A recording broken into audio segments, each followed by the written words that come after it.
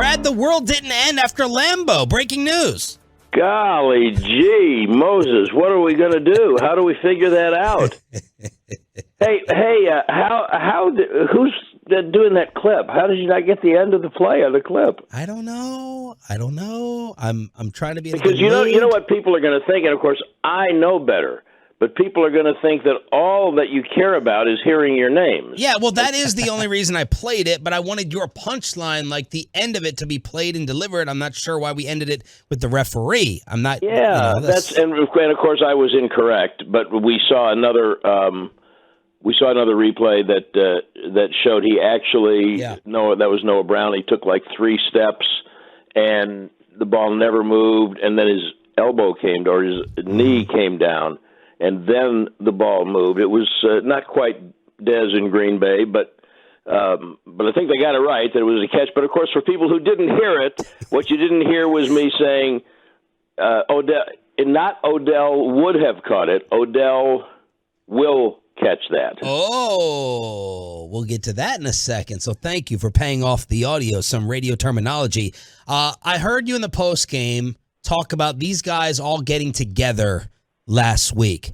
Could you repeat that for us and your takeaways from that, or what you heard about some of the team leaders getting together? I think I didn't really have enough details to flesh it out until very, very late in the week. Mm-hmm. And I don't think you can't name that. Well, I don't have the information to name names, but I think it's the biggest story of the week that early in the week they got themselves together as players and had what was once in politics described as a frank exchange of views. And I think that if it was a different kind of chemistry in the locker room, you could call it finger pointing, but it wasn't finger pointing. It was basically everyone being willing to take accountability, and I don't believe that anybody was left unaddressed. And I think the fact that they did that themselves, McCarthy actually alluded to it, but one of the things, I love Mike's approach to talking to us, because he is one of the great deliverers of a word salad. And you can get completely lost in there while he's trying to say, especially in public, for the record, you can get completely lost in what he's trying to obscure or not say. He kind of alluded to it very early in the week, and like Monday even, because we get him in the afternoon, late in the afternoon on Monday. And so I think that what happened was they understood you're going to lose a game. Everybody loses games. They'll lose another game. And I think that what they understood was that they didn't have to lose that game in Green Bay. That was not one that they lost because they were not the better team. They kind of lost that one because they let it get away. And if you want to do what you want to do, you can't let games get away that you have kind of, I want to say, belonged to you. It wasn't that it belonged to them walking on the field, but by the fourth quarter it belonged to them, and they let it get away. They didn't like that, and they had to address. I really applaud them for looking at each other and themselves and saying, okay, we got to do, here's the things we can't do, or that will happen again. So I think what happened last night was a result of what they did during the week, and they're not going to win every game 40-3. I don't know if anybody who saw that coming, but it's the kind of solid play they're capable of. That's about as close to a complete game as you can play, I think. Yeah, sure. If you had to look at Minnesota after this, would you say they were A, like due for a loss like this, or B, overrated, or maybe C, the Cowboys are just a great matchup for them? If I had to pick one of those, RJ, I would pick due. You have to give them credit. It's not an accident when you win 3 games out of 8 that you trailed by 10 points or more in the fourth quarter. If you do it 3 times, that's resilience and skill. That's not just luck. you can do it once by luck. And certainly you have to attribute to the one in Buffalo to some luck. But I do think it was a good matchup, but they were just living on the edge, and by how they were getting behind. Now they may benefit from this. It doesn't feel like it to them right now. Although I will say that I don't know of many teams, when you get beat 40-3, home, road, doesn't matter, you're probably not who you thought you were. They might be able to be good enough to play deep into the playoffs, but I would say mostly do, and then some of it was and I think you're onto something, with the Cowboys being a good matchup for them. You know, Rodgers is not a good matchup for the Cowboys. And when he's 85 and frail, he will not be a good matchup for the Cowboys. But they've never been afraid of Cousins. They've lost some games to him, but they've played him so much all of the years in Washington. And the rest of it, I just kind of think it kind of fell into what the Cowboys' wheelhouse was for the week. Brad Sham on the Diamond Factory hotline here on 105.3 The Fan. I want to talk about Diggs. I don't know how much you guys tracked it in the broadcast booth. Are you giving him the majority of the credit for shutting down Justin Jefferson again? Because if he was the primary defender, man, this needs to be a national story with the way he defended. But the pass rush is a big part of that, and I'm not taking anything away from Diggs, because that's a personal thing to him. You know, they played against each other in college, and Diggs is he is so much better a cornerback than he was a year ago, and even though he doesn't have as many interceptions, and he's a big part of it. But the pass rush, look, they got in Cousins' head. Yeah. And they got there pretty quick. And once they got in there, they all found a place to sit down and put their feet up and order drinks. They all liked it in there, and there was room for all of them. And I think the pass rush had a lot to do with being able to cover him. I bet the targets, I haven't looked at the stats, but I'll bet Hockenson had more targets than Jefferson. And there's a reason for that, because he just didn't have time to set up and let Jefferson work deep routes and that kind of thing. But, I mean, there's no taking away from the fact that Diggs did a really good job. 9 to 5 targets. Hockenson had 9. Diggs had 5. Hockenson had 9, okay. Jefferson had 5. Boy, I got one right. Oh, hallelujah.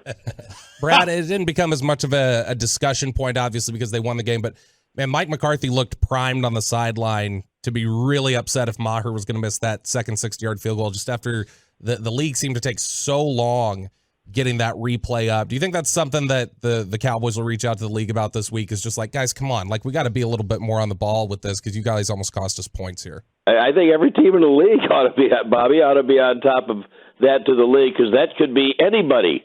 I mean, I don't know how you messed that up so bad. And then how about Maher? And if you notice, here's what I like best about it. You know, you never see much emotion out of him. And when they zeroed in on him before he took the second one, you actually saw him stop and take a deep breath. And I got in the locker room afterwards, and I asked him if that was unusual. He said, yeah, a little bit. He said, I had to kind of recenter myself and make sure, because everything he's hitting right now is just the same. It's so smooth and it's so consistent. But yes, I would think every single team in the league would be terrified of that, because that could be anybody at any time, and that can't happen. Came a long way from training camp under this goalpost, didn't we? I was talking to Broadus on the postgame show last night, and I said, remember when we were sitting there dodging Jonathan Garibay, like you were worried about Garibay hitting you in the head, ducking away from the... And remember everybody's reaction when they signed him. Really? Yeah. Really? This is the best we got? And now the only question, I think, is how long a contract do you want to try to sign him to? I know you talked to Biotish afterwards. He's one of these guys that doesn't get discussed. Tyler Smith doesn't really get discussed. Let's talk about this offensive line a little bit, Brad, because they could be a first or second storyline from this game. Yeah, Sean, I'm so glad you did that, because I think it's the number one storyline. I was talking to my spotter, Jake Goldberg, on the plane coming back, and I remember the one play where they were deep in their own end, and it looked like Zadarius Smith had him sacked, Dak, and he somehow ducked away from that and peeled out, and I think he completed the ball. But besides that play, now there were some designed rollouts, but besides that play, I can't think of very many times that he was even really under serious pressure. I mean, he couldn't have had 6 seconds, but I think he could pretty much pick and choose what he wanted. You can't score 7 times in a row. No Cowboys team had ever done that, and I don't know if I've ever heard of it being done in the NFL. You can't score the first 7 times you have the ball. You can't go 20 of 25 passing. You can't run for what they ran for without the offensive line being a major factor. Now, Pollard was so explosive, and a couple of the catches were great. You know, Lamb, obviously, on the sideline. And Biadasz said this to me in the conversation I had with him. He said, we understand those skill guys, they're going to get the headlines, and they should. He said they're tremendously talented, and everybody loves it. But he said we had a goal to make sure we all just concentrated on doing our job. And it's a cliche, but I mean, they played so well.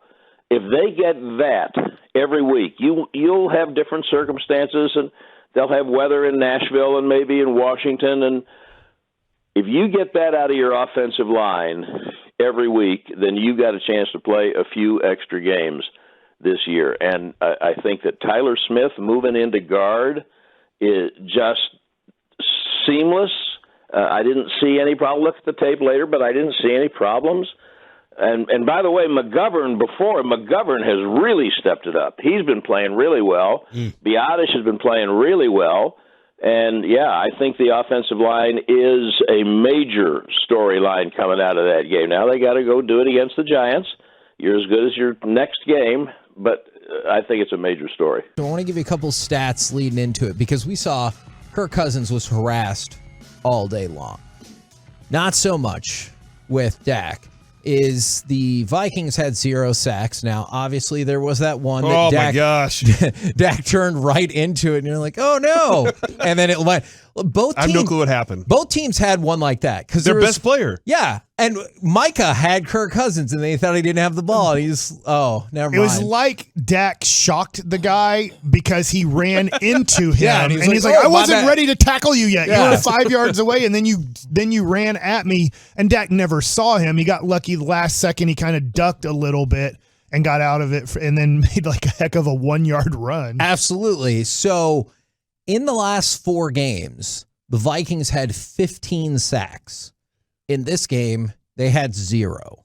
And even if you want to count that one where Dak did his magic and it was unfreaking believable, I felt like the offensive line easily held their own, by far, not held their own. They won the line of scrimmage. And I'm looking at the ends, and you've got Tyler Smith, the 21-year-old rookie, and Terrence Steele, a 25-year-old who's in his 3rd season. And I'm curious if you guys feel comfortable with these two going forward and like building the next generation of your line inside them. Because I know they're already experimenting with kicking Tyler into guard for when Tyron comes back. But I'm saying in years beyond. Yeah, with Terrence Steele at right and Tyler at left, you're good there for, however long you want to be good there. Right. Obviously health and contract and age, you got to be smart about continuing to add to that while you're going along. But if I said 6 years, you're hopefully like, that'd be great. And people were saying, hey, Terrence Steele did a pretty good job last year compared to his first year,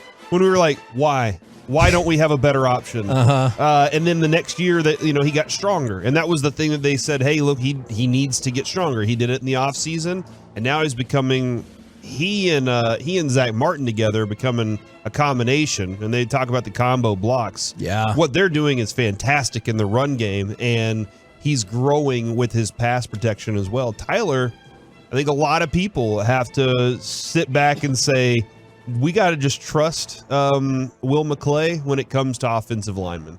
Because not a lot of people had any thoughts on Tyler Smith whenever he was drafted. We knew kind of that he's a raw player and he wasn't quite prepared for it yet. We had some concerns about holding. He's doing a very good job holding up against some of the best pass rushers in the league. Because what was that first game? You were like, oh my God. Yeah. I think your tackle situation, you're in great shape for as long as those two guys stay healthy. I would say 10 years. Now, I know that's probably too long. Yeah.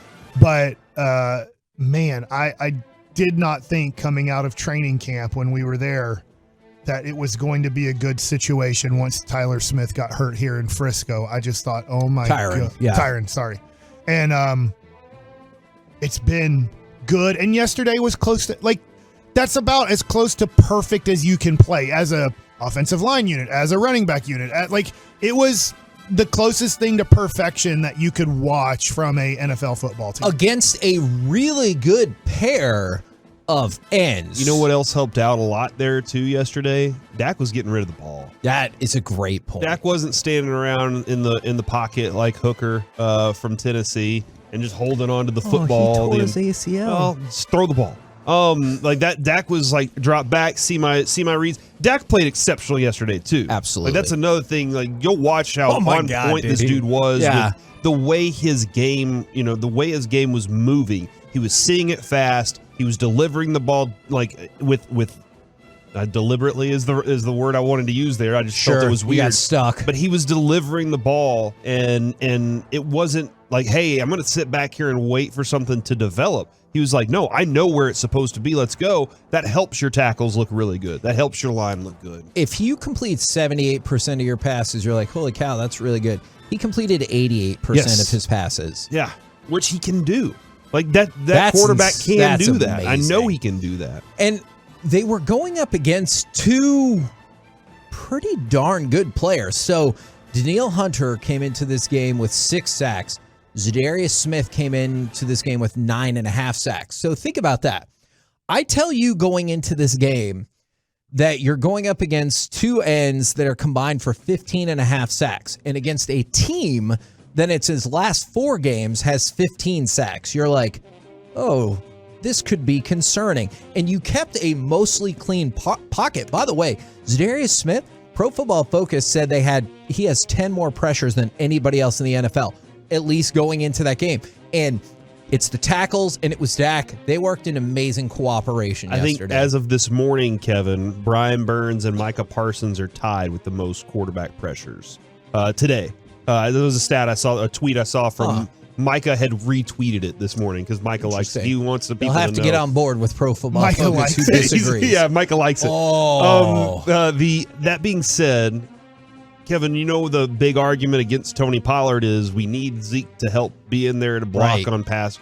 No, you don't. Not when your offensive line's pass blocking very well and then your quarterback's getting rid of the ball. And then you can do what? Send Tony freaking Pollard, who was a wide receiver in college, out on a wheel route to destroy everybody because your offensive line picks up its blocks appropriately. You don't always need the running back in. I mean, Mike was just pointing out on how bad Cook looked whenever he was trying to pass block. It actually was probably hurting them more than it was helping them, and Mike's right about that. Yeah, because the tackles were like, well, I have help on this one. And then you find out you can't Cook depend would put on his him. head down and not really block anybody, and you're just like, yeah, I don't really have help here. So that argument of, hey, we have to have Zeke in there to pass block, man, now that your offensive line is doing that appropriately, it allows you to do more with your offense. And I think that's something that Kellen Moore's like, we can do these things. We just got to make sure everybody. And Biotics was telling Brad Sham, we just did our job. And it's very cliche, as Brad said.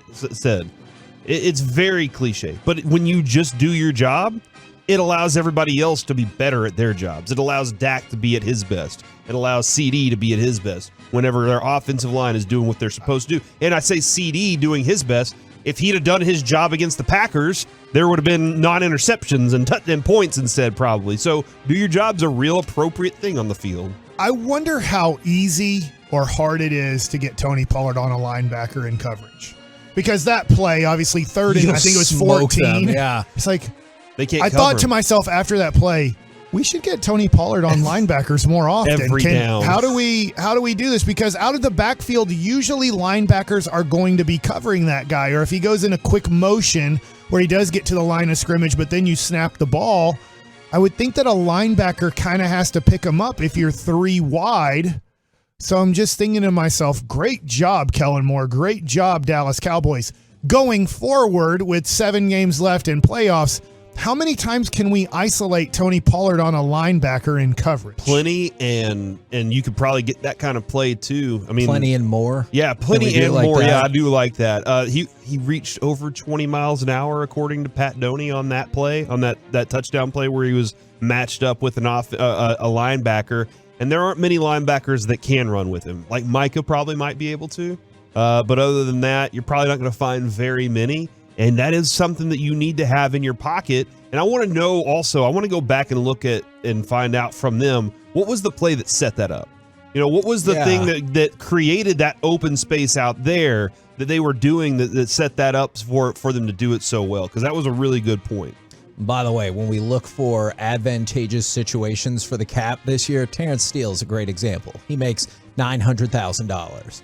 And I believe he is a restricted free agent next year, so you still might have the opportunity to keep the number low for $950,000 next year. He deserves it. Okay, I feel it'll be more than that, but I hear what you're saying. Got to talk about this offensive backfield, though, because beyond Dak's near-perfect game, another offensive player went totally off. And for the second time in 3 games, he's made me feel like this is the best skill player that they have. Zeke was back, didn't carry it as much as he used to relative to Tony Pollard. But, well, Chuck, 3 weeks ago, you looked me dead in the eye and said I was overrating my guy Tony Pollard. Would you like to eat those words yet? Are you ready to do that? Are you ready to eat those Tony Pollard doubtful words? No, I mean, I think Tony Pollard's a good running back, but, I mean, I still don't know that I'd pay him a ton of money. You know what I mean? I just think that running backs, you can get value from a running back. I love what Tony Pollard's doing. He's having a great year. I don't know that I want to get locked into a big money deal with Tony Pollard. I'll tell you what I don't want to do is imagine the offense without him. Saw that tweet last night. Yeah, I know you did. A lot of people saw it. A lot of people tweeted and agreed with me. They said, Dawson, that's some good Cowboys content you got right there. No, hey, right now I don't want to. You should have hit that in Cowboys Twitter. Right now I wouldn't want to envision it with Adam either. He's playing some great football. But how much is the tag on Schultz? 10. So for $2 more million. If you want to tag Pollard to keep him around for 1 more year, not going to fight you on that. Be a nice payday for him. Would you tag him for 1 year? You're going to probably bring Schultz back, and you're probably going to do something with Tyron Smith, right? Yeah. Yeah, you know, you Schultz can find the money. They're not bringing Schultz back. But it's where's the money best spent? I think it's rare that it's best spent on a running back. But some guys are so fast and can help the passing game as well. Well, Chuck, that's a huge thing. You don't want to pay the running back, but what if the running back is routinely getting huge pass plays for touchdowns? Then I think you're dealing with something else. And I'm with you there. The problem is, until yesterday, we just hadn't seen that. That's what I was going to say. That's the issue. We haven't been able to rely on that kind of production, and we haven't been able to rely on Kellen Moore and Dak and them being able to get that out of Tony Pollard. Hopefully yesterday clarified it because I don't know if he's a down-in, down-out runner. But if you're mixing it up and you have another guy, now I'm not saying set the market money. Yeah. You know, we're not ever going to want to do that again. Yeah. But assuming that his market and your market is you're seeing eye to eye on stuff, no other running back has 2 30-plus touchdown catches this season. Alvin Kamara has 1. First running back with multiple 30-plus touchdown catches since Jamal Charles in 2015. First Cowboys running back with 100-plus receiving and 50-plus rushing in the same game since Emmitt Smith. In 1993 is what Todd Archer, ESPN, pointed out. I mean, you know, Zeke didn't have great stats, but you could also feel the importance of him and you know, what he brings to the table as well. And I wouldn't want to do it all without Tony Pollard, but I need them to try really hard for Tony Pollard to be a part of it. The other thing here is he hasn't spent 4 years totaling close to 300 touches, you know, or 400 touches like some of these guys. That's huge. Plenty of tread left on those tires. Yeah, don't ask the GM if you feel like he's wasted his career. Don't do that. That's a bad idea. They did. Yeah, they did. They wasted the first 3 years for sure. They could have been a lot better. I think he's one of the rare running backs where, like, when he gets the ball, other players might get 3 yards, and he ends up taking it all the way in for a touchdown. It's the speed, the elusiveness, and the sneaky power that he plays with. He'll run right through arm tackles. And I know you can get good players in the draft. You're not going to be able to replicate that. You could draft running backs for 10 years and not replicate the unique things that Tony Pollard is giving you. Then you ought to pay him. I do. I want to. Yeah. Then you ought to pay him. If that statement that you just said, if that should be someone should say that in a meeting room. Yeah. Hey, are we ever going to find a guy like this? Is there somebody like that? No, again, I start watching college players December 1st. I can't tell you if there's somebody in this. There's a lot of good running backs. I know Texas has some good running backs. Bijan Robinson, Roshan Johnson, Yeah. Blake Corum, Zach Evans, Jahmyr Gibbs, Tank Bigsby at Auburn. This year is just an elite running back draft class. And that's why, for me, you want to clean the slate. You want to draft a guy, maybe two guys. You snag another one late. Running backs still bust. They do, but it's pretty few and far between that you're not being able to draft a guy. I mean, there's a lot of rookies this year that have been pretty damn good that are making impacts. How many were drafted? There's 3 making an impact. James Cook's starting to really come on for the Bills right now. You got Houston, Seattle, Bills, and then the Jets. So 4 out of maybe 20 running backs drafted. The teams that needed running backs, one out of every 5. That took one high, those guys are panning out. Yeah. So if you're a team that wants one, sure, I want to use my first round pick on a corner. I don't think you need to take one in the first round. Okay. All right. Well, it is an interesting situation because I've always been against running backs probably for the last 5 or 6 years. I think they need their own collective bargaining deal where they can become free agents much quicker and get paid because they get used and abused, right? And I don't want my team rewarding them. But if you can do things that are unique and affect the passing game, then I can make an exception for you. Okay, elsewhere. Pat Thorman, he works for Establish the Run, tweeting about Dak. What did Dak's game do for you? Dak's the 3rd in EPA per play since returning from injury.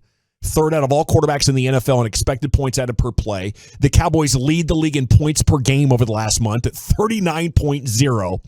Thorman says actual humans said Cooper Rush should remain the starting quarterback. So you might want to eat a little bit of crow on that if you were one of those Cooper Rush truthers. We're getting a pretty good eyeful of how good Dak is. But, to me, it was not only about what Dak did and the stats, but overall as a team, it's been really rare the Cowboys have had a moment like this where you beat a team at the top of the conference. 2019, the playoffs against Seattle. That was a huge win. 2016 at Lambeau and Heinz Field. Those were big wins.